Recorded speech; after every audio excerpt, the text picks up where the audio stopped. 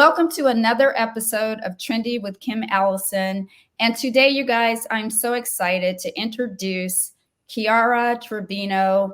She's from Southern California, a colorist who does amazing hair transformations in balayage, blondes, and brunettes. Beyond the chair, she's an equestrian and proud horse owner. Fun fact. We're going to dive into her journey, her passions, and she's going to inspire and give advice to the next generation of hair. And if you guys stay tuned to the end, she's got a special treat. She's going to give away a brunette fall color formula. Yes. So without further ado, are you guys ready to get inspired? Let's get inspired, everybody. Kiara, welcome to the show. Hi, thank you so much for having me. I'm so excited. Yes, I am so excited to have you here. I truly am. And I feel like I overuse the word excited, but I don't think I could use it enough because this whole thing for me is just a joy. And when I get yeses from guests that I am just dying to talk to, then that makes it that much more special.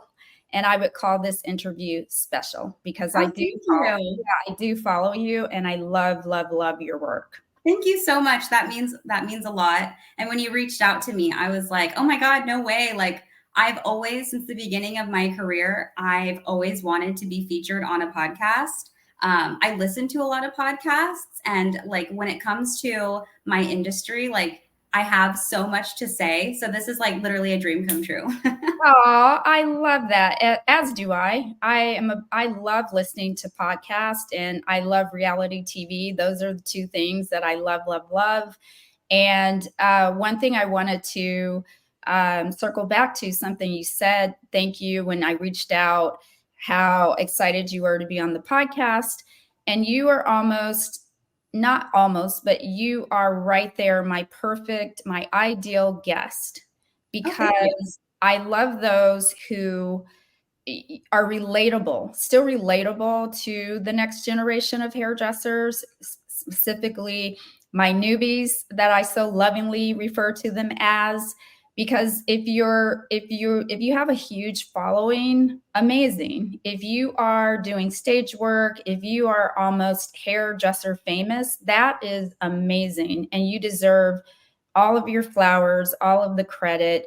But for the purpose of this platform, I love to talk to people that are closer. They're not so far removed. They're not unattainable, untouchable, unreachable.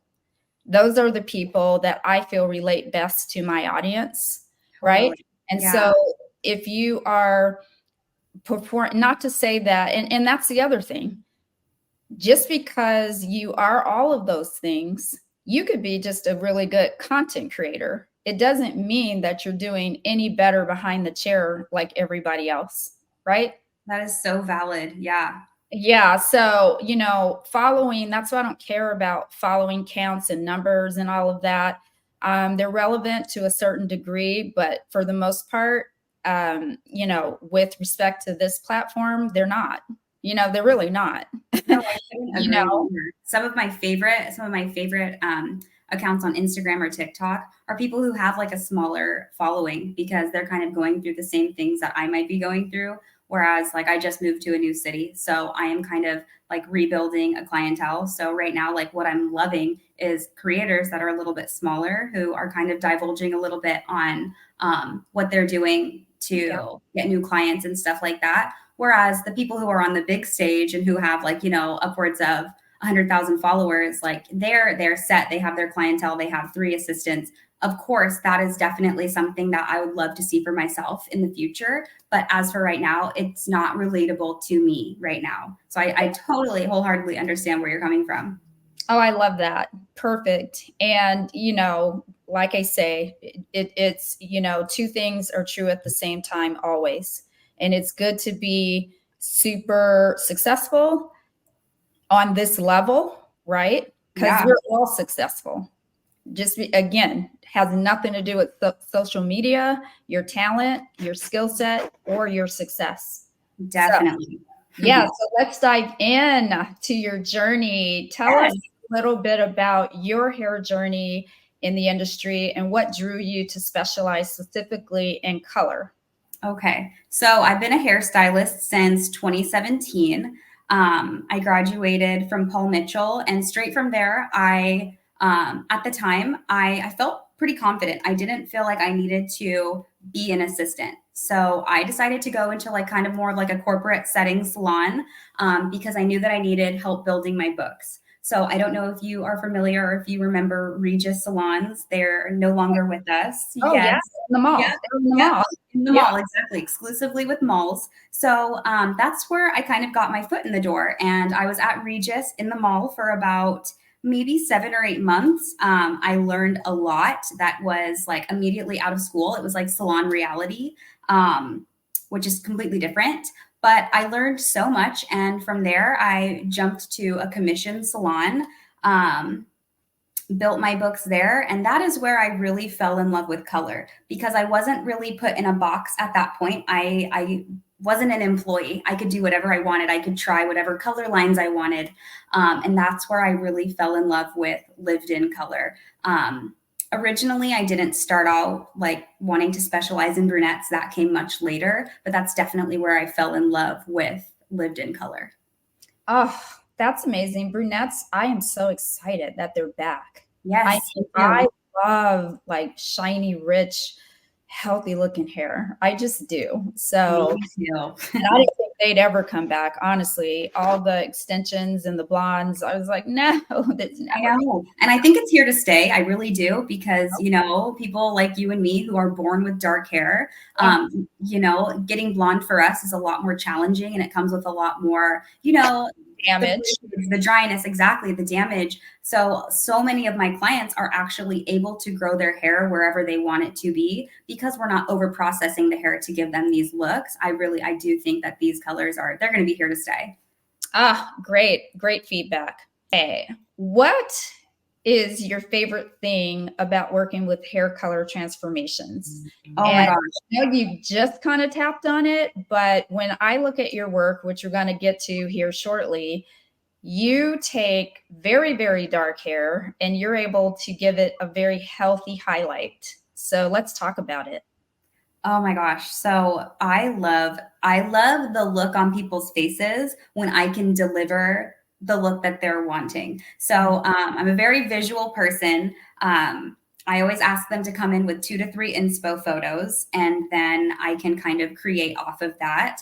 And the look on their faces, I don't know if you've ever had a client like cry tears of joy in your chair when you're able to deliver. That's got to be like the best feeling to me personally. Oh, I love that. What's the most challenging transformation you've ever tackled or taken on? Okay, so I've always been a very eager person, and in the very beginning, like within my first 6 months, I had no idea where I wanted to go, but vivid color always caught my attention. So I got a model, and I wanted to do. Have you seen like the what do they even call that? Like the rainbow prisms. Yeah. So I flew to Northern California to learn from, his name is Fab Hair by Josh. He was in Santa Clara. So I took his class and I was so inspired. I went on Facebook, found a model. She had like long, natural level 7 hair down to her waist. And I was going to blonde her globally and then do this rainbow prism on her. And that was the only one that I ever did because it was so challenging and so much work. And so like, it was so much color theory too, which I love. I love color theory, but it came out beautiful. I wish that I had submitted a photo of it, but I just realized while doing that, like, you know what? Hey, like, I don't think that I'm going to end up being passionate about this, but it was such a great experience. What did it teach you as a colorist, just having taken on that challenge? And, you know, because I think with the way we learn today digitally, right? Even if you have your mannequin head and you're watching across the screen and you're mimicking and they're instructing you virtually, there's still something missing. Then when you are physically human to human getting your hands in the hair with that instruction. I call it like a personal trainer. It's very different, right? When we work with a trainer Completely. online versus a trainer in person. Totally. And it just, Form, little tiny mistakes, all of that. yes, it taught me like what you see on Instagram. Yeah. There's so much more to it. You know, you see these gorgeous hair photos and you don't realize that transformation may have taken 9 hours and cost the person $1,000. And for this experience, like, you know, you see all the gorgeous rainbow hair and you want to recreate it. But what I didn't realize was, you know, how much time it would take. It took me 2 days to do this. It was like 6 hours to completely blonde her the first day, and then about 3 hours the next day to do all of the rainbow. And at the end of it, I was so exhausted. I didn't feel the enjoyment that I feel when I can produce like a really luxurious looking brunette. So it was still so fun to do. And the knowledge is still there. You know, if I ever decided to like reach in and pull out that knowledge, it's there and I can redo it. But yeah, the likelihood's probably not going to happen. No, I feel that. And then too, the other part, the other nuance to that, and no offense, because there are young people making millions of dollars. However, the young people that would want that service, they usually don't come with the money that can pay for that service, right? It's just It's the so thing, because niche. where are you going to wear that? What corporate job are you going to with that service? Not exactly. right. Yes, exactly. So that's the problem. You have Definitely. to do it on your friends, do it for fun, but that's a tough one, right? Absolutely. As a Southern California stylist, how does that local influence affect your work and your creativity? Oh, okay. Honestly, for me, I'm not sure how much it actually affects my creativity, but for me, there are, being in Southern California, especially, I live in a coastal city. There are so many people who want to be blonde. So in the beginning of my career, it was a little bit challenging for me because it's not really something that I wanted to specialize in, but everybody wants to be blonde. So living in an area like that, it made it a little bit more difficult to kind of find my niche and find my people. But I just really had to learn how to market myself for the niche that I'm most interested in. Yeah, I mean, good point. Because in your area, just like mine, in any West Coast state, you have blondes that are prevalent. That is the prevalent color request, right? Completely. So you do have to either convince them to be brunette or somehow carve out your niche and try to farm brunettes or that niche. Totally. But in California, there are so many creative artists out here. I do feel like though it has been super easy for me to learn from, and kind of also creativity it's so contagious. So kind of just being around so many other creative people in my area, it's really easy for me to just like channel that into my career and what I do. Yeah, that's an advantage you have being in California, because California, definitely a lot of trends come out of California. Absolutely. It's nice It's to a be here. it's a fashion mecca, I call it. Yeah. Sometimes it can be a little overwhelming because there's so much going on. Well, there But can be a lot of pretense, absolutely. but I just did a solo episode on my top 5 fall hair trends. And Miss Haley Bieber, thank you for gracing Yes. us with yourself, because she, I believe, is the trendsetter. I think, you know, her brunette hair, I feel like there was a swing. I don't That know. was the catalyst. Oh my gosh. I'm Do so you glad that feel you brought that? that up. Okay. I've said this before. A year and a half ago, whenever it was that she decided to ditch the blonde and kind of embrace something a little bit more natural, that was the catalyst, I believe, for not only to embrace our natural color and maybe enhance what we naturally have, but also warmer tones. For the longest time, we were stuck in this like cool tone, ashy tone kind of area. and warmth was so, I'm not going to say looked down upon, but nobody was coming in asking for warmth in their hair. And now that's like 90% of what I do. Yeah, and it was looked down upon. You know, Okay, anything, no, it was. Any kind of warmth was considered brassy. Yes. Yeah. Even when it wasn't. It's taken a long Oh, time. my hair looks orange. It's like, no, you just don't see blue. You just Exactly. see cool, but it's not actually orange. But Exactly. I digress. What's one thing you wish you knew when you were just starting your career as a colorist that you think would have helped you today? If I could go back in time, I would have assisted, I think. I have had assistants in the past working under me, and it took them maybe 9 to 12 months to get where I had gotten in 3 years because they were learning from somebody who had already made the mistakes. And even though I was super eager to get out on my own and make my own money and I didn't want to work for anybody else, I think that I could have sped up the process of my success a lot faster.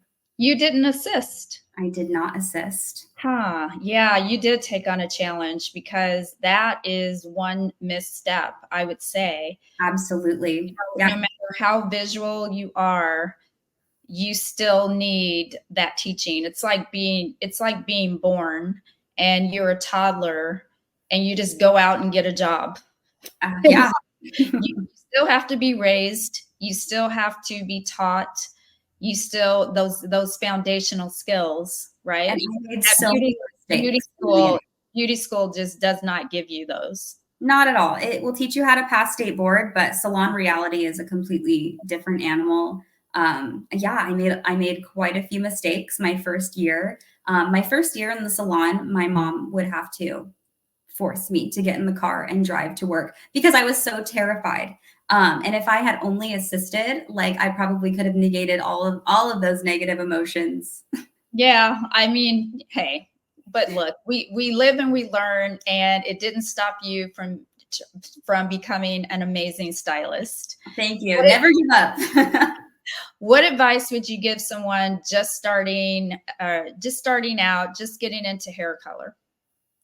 Take as many classes as you can. And when I say take as many classes as you can, that doesn't mean, all of the Instagram celebrity stylists. Take their classes too. There's a lot to learn, but don't be afraid to go to your local beauty supply, Salon Centric, Cosmoprof.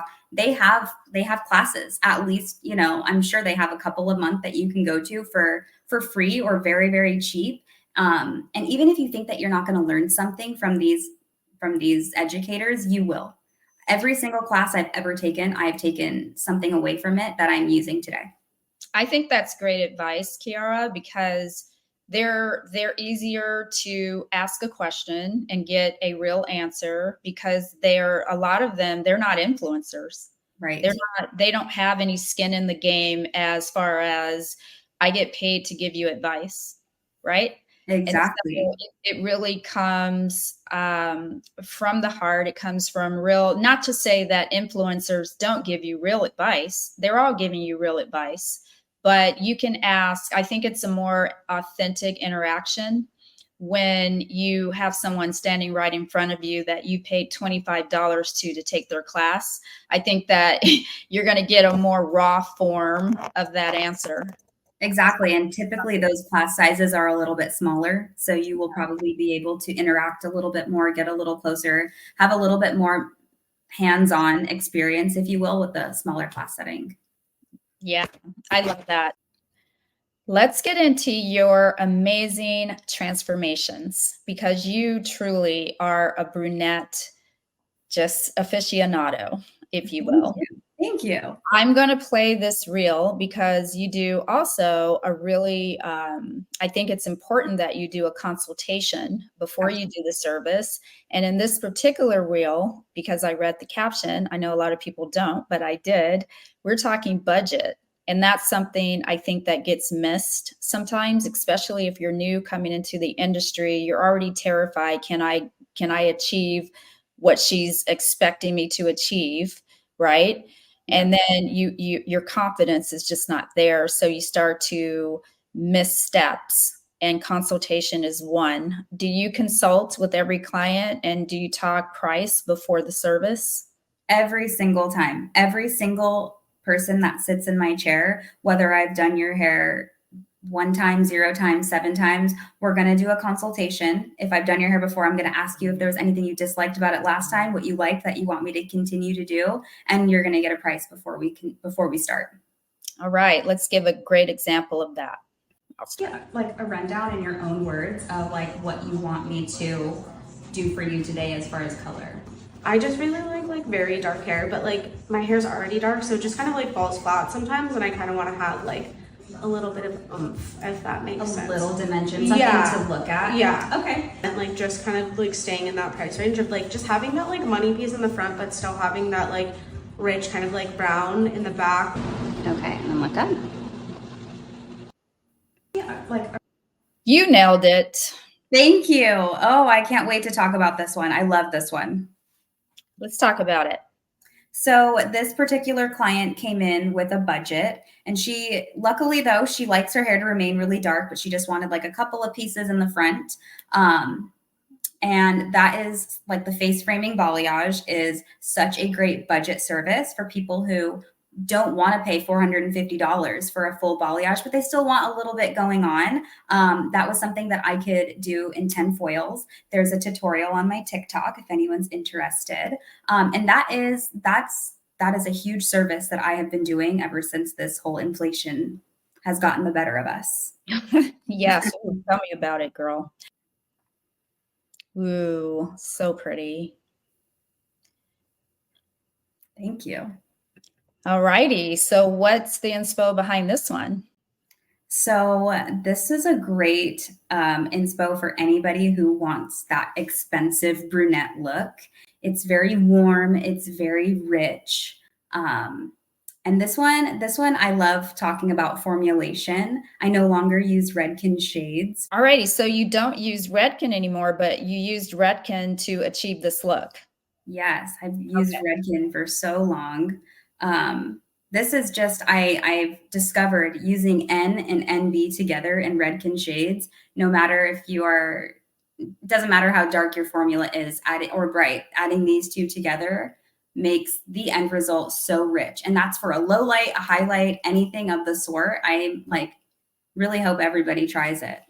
Let me ask you, why don't you use Redken? So I stopped using Redken earlier in the spring this year. I love Redken. I will always be a Redken stan. But the reason why I stopped using it is because I just wanted something that was going to be a little bit different. I kind of feel like Redken is one of those brands where straight out of school, you don't need a whole lot of knowledge and formulation. You can kind of get by because everybody posts their formulas. And even though one formula is not one size fits all, there's just so much education with Redken shades out there to make a new stylist feel comfortable using it. But I was kind of just looking to branch out.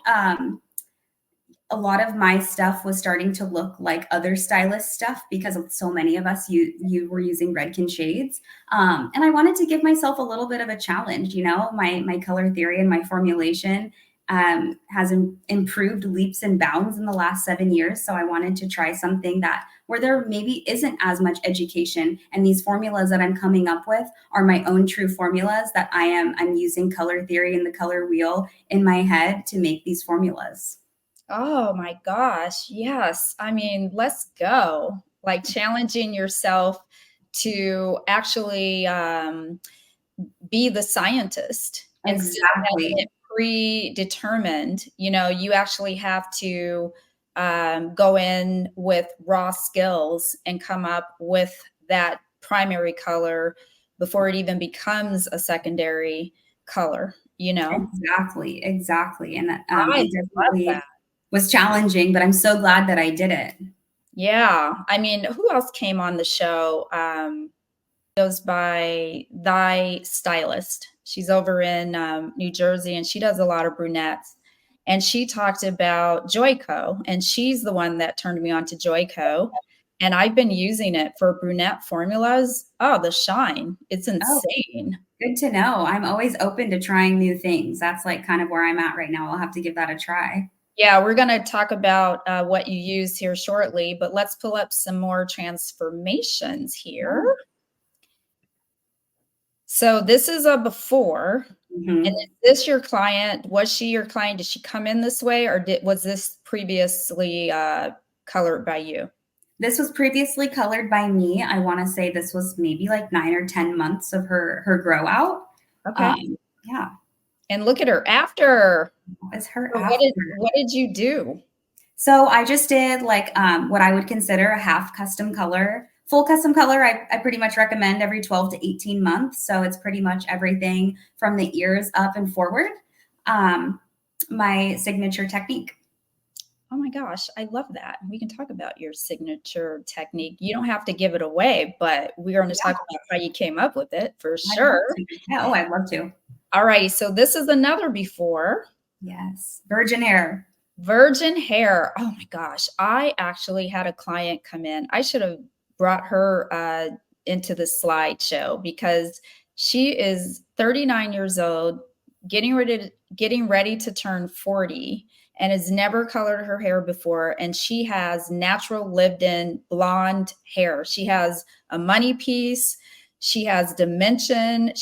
It's insane. Like a little kid. I don't ever see that on an adult. Even God's if favorite. you know what I'm saying? Yeah. And she doesn't want to color it. And I'm like, and don't ever. Why I would you? wouldn't. Yeah. So let's look at your after. That is gorgeous. Thank you. Oh, and so this is a balayage. Yes. So I would consider this, a lot of people out there will get upset if you call this a balayage because it's not freehand painting.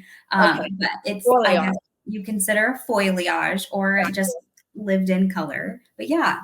Okay. So me, the old departmentalized colorist. So I came from Tony and Guy. Late 90s is when I started, and we were departmentalized back then. So we had to choose. You had to either choose cutting or color. I was stronger in cutting and styling because that's what I love, and did not do color for the first 25 years of my career. Oh my goodness. Yes, you would never want to do that today, ever. But when your partner in crime, your colorist, who I worked with that whole entire time, she retired and went into yoga full time. And here I was, because we shared clients, but I didn't know how to do the other half. I had to teach myself during 2020 to color hair. It's just insane, honestly. They're apples and oranges, color and cutting. You're either stronger in one or the other. Absolutely. Well, this is beautiful. Let's see one of your other transformations. So this is a level 2, 3, Yes. right? Yes, very dark, very thick and coarse hair. You got her a nice ashy tone. Yes. Yep. We lifted her to a level 9. Luckily, her hair was virgin. And if you take small sections, you can definitely get that lift that you need. All righty. So what technique is this? So this one is, it's kind of similar to the first one that you showed, with a little bit more root and maybe a little bit more blonde in the front, concentrated towards her face. But the first one and this one are still my signature brunette placements. The one in the middle, I would say, is like a signature blonde placement. I see an educator, I think. That is, oh yeah, that's my dream. I see inspiration for sure. That's amazing. Thank you. Yeah. All righty. Well, those are great. I mean, that showcases pretty much what you do, right? Do you say you do 80% of brunette work, or? Yeah, definitely. Maybe possibly even more at this point. It's just something that I've fallen in love with over the past 2-3 years, to the point where as my clientele fills up, I'm accepting less and less blondes, just to make room for, what I'm passionate about. Do you recommend that to stylists who are maybe maybe on the fence of, I don't know if I can, like, maybe I should do everything, because I have to make money, because that's how we come into the business, right? Trying to grow. Yeah. And whatever client we get, whatever they ask for, we become the expert in, even though we're not. So, I would say niching down. I think that you should focus on niching down after you've been in the industry for maybe a little while, a year or 2 years.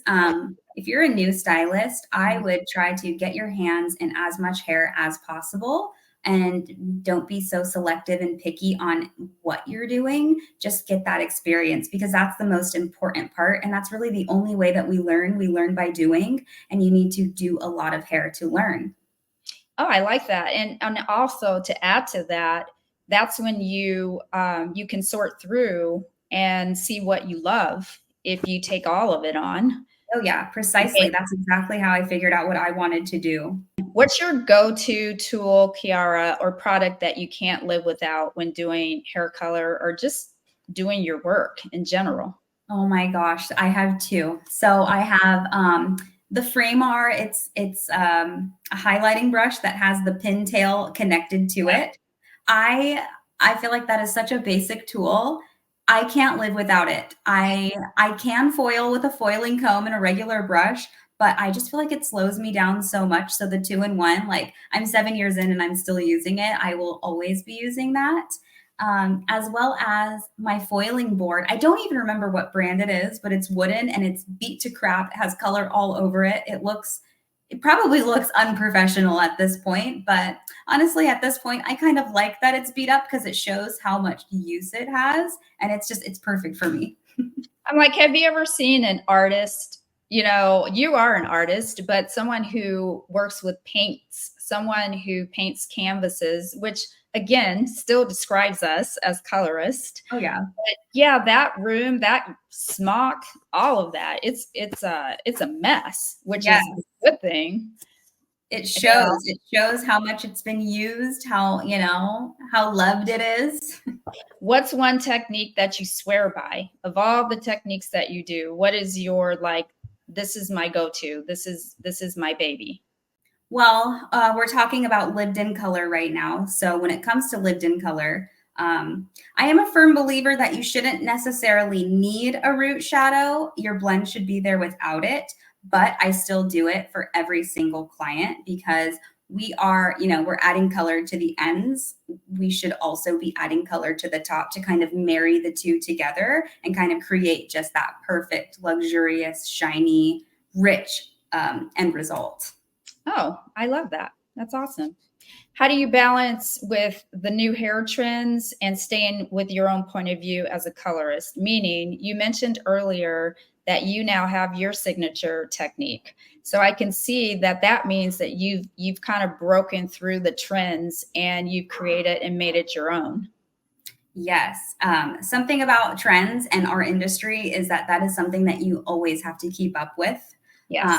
The trends are constantly changing. So even though that is like my signature technique right now that I have like carefully curated over the years, that's not to say that signature placement might not be it might be changing within the next year or two as the trends shift. What would you tell a new stylist who feels pressure to keep up with trends? Is there any advice you would have for that person? Because you get one thing down and you may not even have that right. And then there's another thing coming, and then you have to post on social media. Do you feel that it's okay just to stick to a basic principle just for a while until you feel comfortable? Or do you just jump into the trend and just try to keep up with the trend from there? So I think it kind of depends on where that stylist wants to take their career. And if they are comfortable kind of in their box doing the same thing and they're not interested in switching it up, that's fine. You might not get a whole lot of new clients. You might get new clients that love, the look that you're looking for. But in 2024, we're living in the age of like trends changing as the wind blows. Trends are always changing. If you want to stay a relevant stylist, you really got to keep up with the trends. And even if that means like, scrolling on the Instagram For You page for 10 minutes at a time, just to see every day, like what's out there. I think that it's really important to stay relevant. I agree. I think it's one of those situations where two things are true at the same time. You have to keep up with the trends, but then there are also always the basics, like doing classic bobs. I've watched people now build a whole following just doing bob, right? Oh Uh, yeah.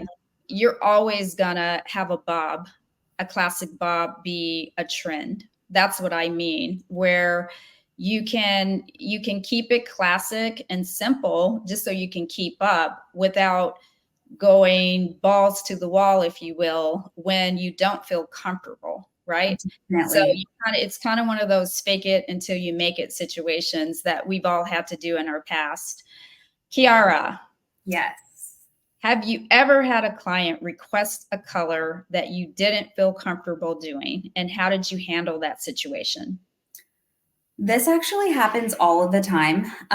Because I am a brunette specialist, I get people with naturally very dark hair like myself, who want to be blonde, and they trust me to do it because I work with dark hair. But what they're not realizing is, yes, I work with dark hair, lifting it to a 7 or an 8. I don't take on blonde clients that are naturally dark. So there is a tactful and a nice way to kind of turn them down. But I have also implemented a system to where I know exactly what this client wants before they even get to my chair. So if I have like it's called jot form. So they will submit their form. And if it is particularly a color that I'm either not comfortable or confident in, I will just reply to them saying that that's not within my specialty. And then I can refer them to somebody else. Very smart. How long did it take before you figured out you needed to do that? Honestly, probably about 4 years in the industry before I realized I wanted to do a pre-consultation. How do you say no or suggest alternatives when it's not the right fit? Is that just a mini chat response or a direct message response, or do you actually deliver that audibly yourself? Um, I honestly, I love to kind of, if it's not something that I want to do, but I would like to still do their hair, I love to counter offer with other things that might be interesting to them. That can either happen in my chair if they decide like, oh, I kind of want to switch it up. What do you think about this? And maybe I can counter offer and be like, well, I don't think that your hair can handle going that light today. Maybe we do this instead. That's, I think, really good verbiage. I think that's great advice. Thank you. As someone who's still fairly young in the industry, lucky, do you feel like there are opportunities for continued learning? Like, what kind of education or courses do you find valuable at at this stage in your career? Absolutely. I think that the learning never stops, especially in this career, because the trends are forever changing. So, me personally, in my career, what I try to do is I try to take 1 to 2 classes from stylists that I'm really inspired by at that time per year, and maybe like every other month, like a little class through Salon Centric. I'm really trying to put a lot of focus into hair cutting right now. Take classes on what you are not necessarily like the best at, what maybe you don't find the most interesting to you, and really challenge yourself. Don't just take classes on what interests you. You'll never grow that way. Oh, I love that. That's perfectly said. All righty, let's get into a little personal stuff with you, because what I found interesting is that you're a horse owner and Yes. former equestrian, right? Yes. Yep. Yeah. I got my first horse when I was about 14 years old.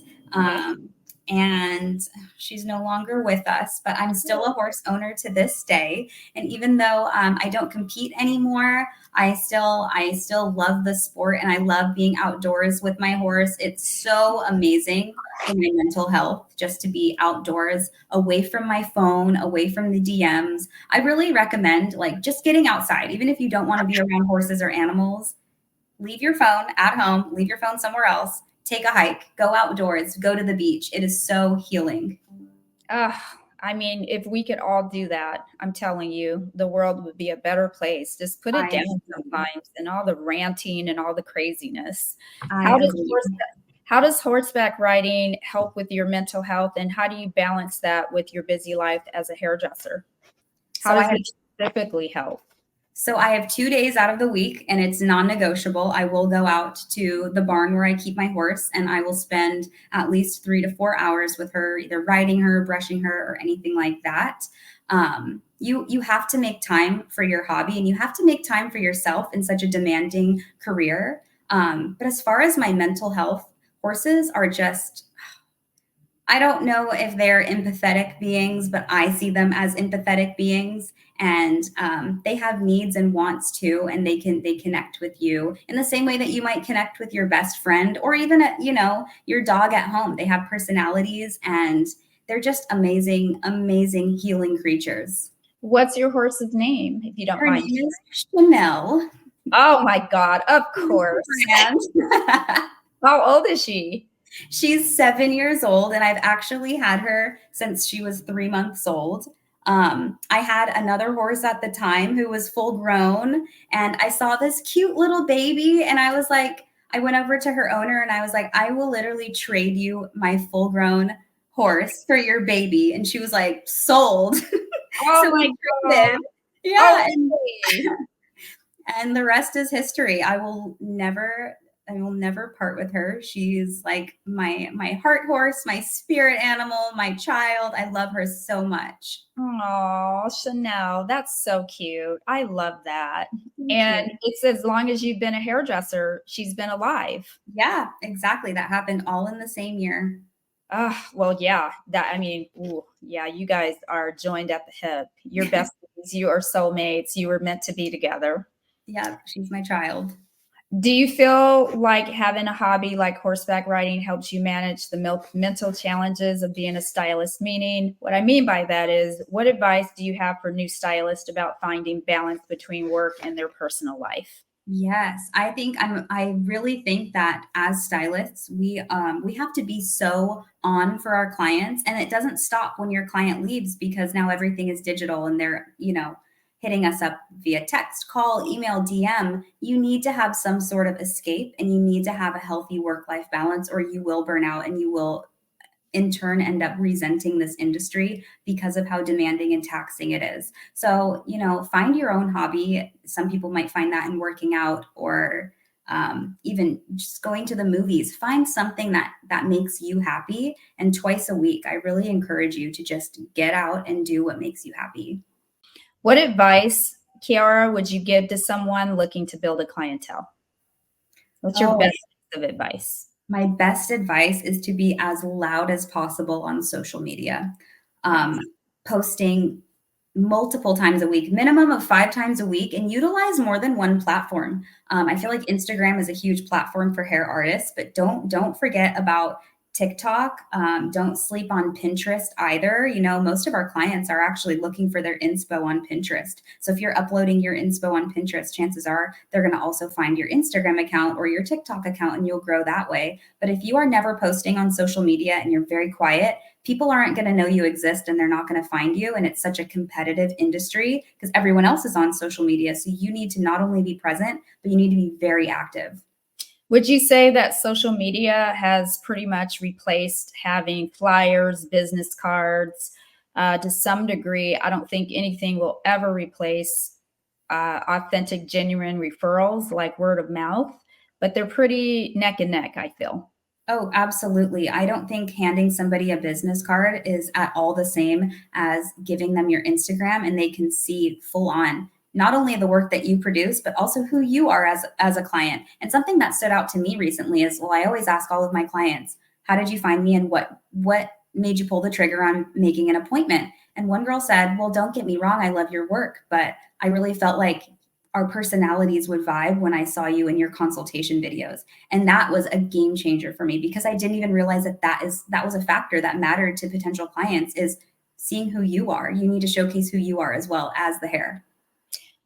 That is such an important tip because people today, I always say your post, when we post our pictures, our photos, our videos, that zoom feature has nothing to do with whether you need glasses or not. People zoom in on what's behind you, what's on top of your head, what's on your neck. What you don't know what people are paying attention to. They literally dissect your content, your video. Even when you are working behind the chair, you'll notice clients, if you gain a pound, lose a pound. They're like, wow, did you change your hair? Did you, I've never seen those shoes before. I mean, they pay attention to everything, and we love it. Everything. Yeah. We love that because we have services to sell. We have hair care products to sell. We have ourselves to sell because we want to build a clientele. So keep looking, keep watching, keep asking as far as I'm concerned. If people are dissecting your content that much, you're doing something right, let me say. Yeah, 100%. You've been in the industry since 2017. What do you think is the key to staying inspired and motivated in today's generation of hair? You have to absolutely love what you do, which is exactly why I specialize in niche down, because it's what brings me joy. So if you can find something that you're passionate about, it won't feel like work, and you won't want to give it up. You'll want to continue and strive to be the best stylist that you can be because you're loving what you're doing. Yeah, well said. Let's go over two things.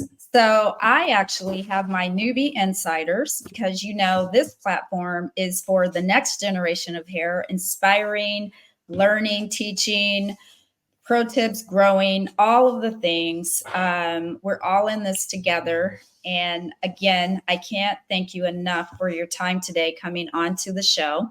Yeah, thanks for having me.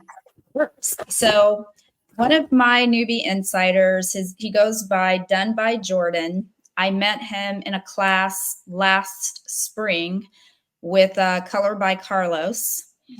Yeah, I'm kind of salty right now toward him. I don't know. He didn't do anything. He's just busy. But I need to know more. I'm like, I have a sideshow, and that's where I really tell like what I really think. So, I love it. Oh my gosh, I can't wait to hear the tea on that. Yeah.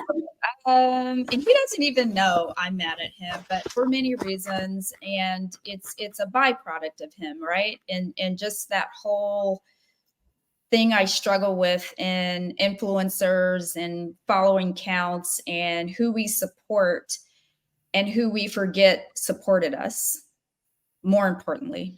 Got you. So I am still on a healing journey with that. But what came with that, I did meet a doll. Again, his name is Jordan, and he goes by Done by Jordan. And I am going to have him on the show for my newbie series. All of December, every week, is going to be a brand new hairstylist interview. Oh, I love that. I want to go into 2025 with that energy. I just thought they'd be great to close out the year. And then we're going to do a single show with a panel of newbies, which I just think how refreshing that is, that you are willing to interview people who are just getting their foot in the door and not just interested in, the people with 500,000 followers who aren't even really doing hair anymore. They're just kind of content creators. It's just really a breath of fresh air. No, I appreciate that, which is why you are now a part of the trendy tribe, I call it, because you're like-minded in that, it's not that I love being an underdog. Don't get me wrong, because I am a middle child, a former band member, nerd, high schooler, and I've always felt like an underdog, right?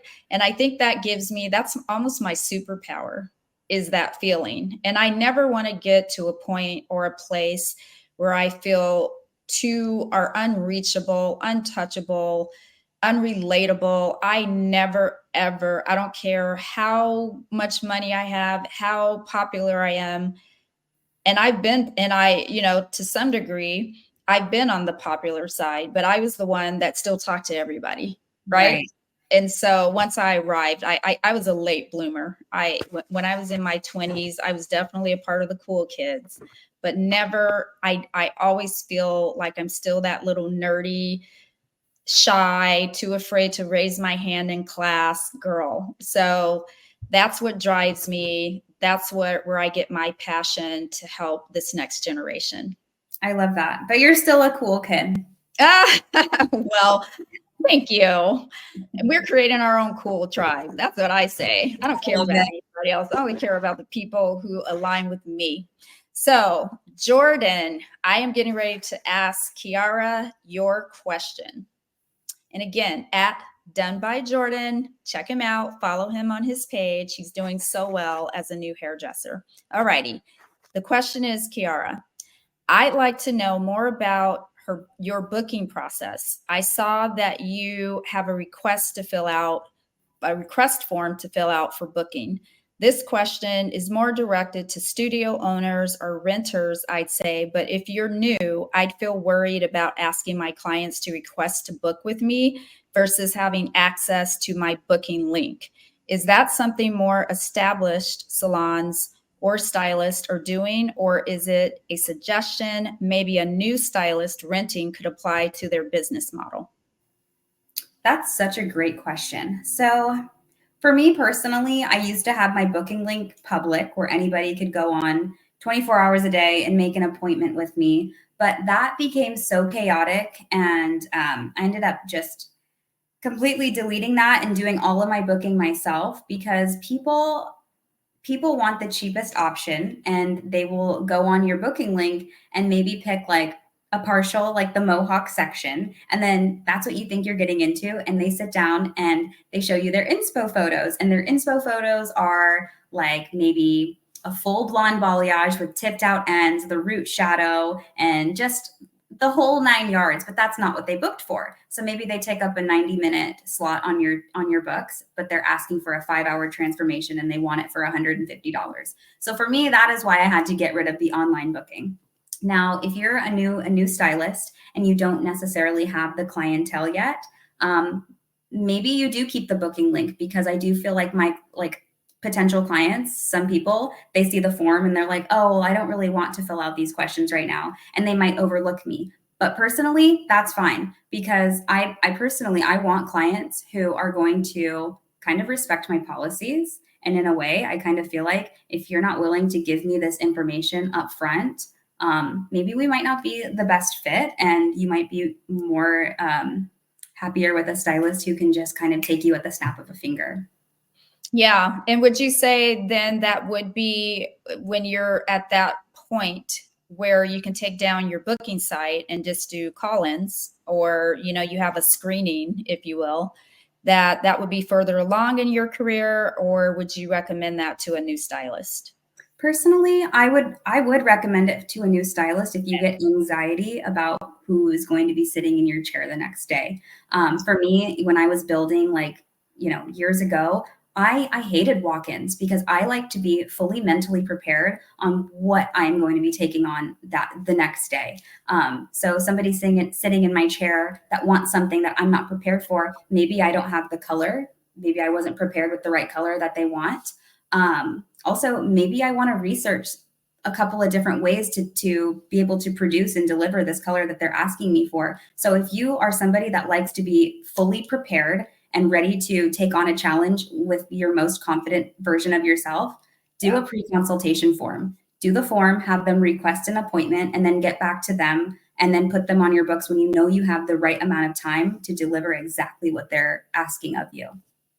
I think that's a great point. And I think that that's something that could help the next generation, is just a different mindset. I know we spoke earlier about take all the things, take every service until you figure out which one you're strongest in, and just try to farm that and try to grow that. While at the same time, I think that's how we get burnout. I think that's why some don't stay in the industry, because you aren't prepared. So what if you get 5 of those in a row of not being prepared, therefore not being able to deliver, right? And then feeling it just takes all the wind out of your sail, because you're like, I needed the money, so I just did it, right? I don't turn down anything, because it's all about, oh, we need the money. How do we make money? How do we make money? Yeah, but not all money is good money, even in the beginning. Because and that's where your confidence can go right out the window too, is you have too many of those in a row. And for me, my confidence is everything. So preparation is key to confidence. If you're prepared, you're going to be confident in delivering the service. Yeah, exactly. So if you are new and you are watching, I would seriously consider that, this advice, this pro tip, because gosh, it could shape your entire career. Can I say one more thing on that topic too? 1000%. I think it also is a good thing to kind of take the appointment by the reins in the very beginning. You want to be in the driver's seat of that appointment, and you want to be kind of the one calling the shots a little bit. As far as when they go on and book, they can book for whatever they want. They might not necessarily be booking the correct service, and you might not have it, like I said, like enough time. If you are telling them, okay, I'd love to book you an appointment for this service that you're interested in, I have this time and this time and this time available, you're kind of already setting the precedence that, okay, the stylist has a routine. This is how they do things, and I'm just kind of going to go with it. Yeah. Yeah. I mean, perfectly said. Thank you for that. Yeah. So Jordan has another question for you. Always interested in hearing opinions about niche and being specific in that for greater success. I love to know more about that and how specific is her clientele. Is she only doing brunettes, bronze and blondes and extensions, or is that just what she prefers to book? Okay. Meaning, I think what I hear him saying is, that's what he sees on your page. Is that all you do? Such a great question. It is not all that I do. I do have, I have a little bit of everything. I have some blondes, I have some coppers and some reds. I might just not post every single one of them because you're going to attract what you're putting out. And I don't want to have a whole new clientele of blondies. I love to work with bronze and brunettes. So that's what I'm going to post probably 90% of the time. But something that I do think is important is to still kind of sprinkle in a little bit of blonde, something else. Let people know, like, I'm not just a one-trick pony. I can do it all and just choosing not to. Okay, Jordan. I think she answered that beautifully. I love the word beautifully. I need to find a new word, honestly. I listen back to some of these. I'm like, Kim, if you say that one more time, I'm literally. That's me with absolutely. That is another one that I use. It's in my toolbox, and 1,000%. I'm like, listen, I'm running out of words. I will get new ones in 2025, but for now, I got. That's all I got. All righty, Kiara, you did an amazing job today with answering all of my questions. I mean, so specific, so valuable, and I know you're going to inspire somebody out there watching this episode. Oh my gosh. If you didn't get them with the horses, then I don't know. Like they probably stopped listening once I told them you loved horses. They're like, get you the horses. All right. Thank you so much. Yes, absolutely. So now this is one of my favorite parts of the show, if not the favorite part for me, because if you watched any of my other episodes, I am the queen of games. Yes. And in 2025, I am going to find a new game. But this year I didn't create this. Rapid fire has always been a thing, but I created my title for rapid fire called the 60-second blowout. And for these newer episodes, I found something that makes me happy because I am corny and queenie. I am, oh my gosh. I love it. I love that. I love her.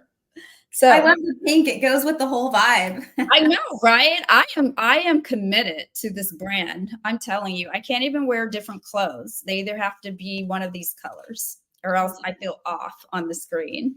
All righty. Are you ready? I am ready. All righty. I am going to invite our timer into the mix. I'm inviting her, and then we're going to set her back to 60 seconds because if it's 59, people will come for you, girl, for you about everything. I'm like, listen, I do my best here. Relax. Relax. That's what my stepkids always say. Relax. Alrighty, and gosh, she does not look as good with these glasses. Now I'm gonna try to do it without. Oh my gosh. She doesn't look good with the glasses. Oh, so cute. Not the crown. What's your go-to Starbucks order? Brown sugar oat milk espresso. Beach day or horse trail ride? Horse trail ride. Early bird or night owl? Early. Favorite hair product you can't live without? Ooh, the Unite Booster Spray. What's your spirit animal?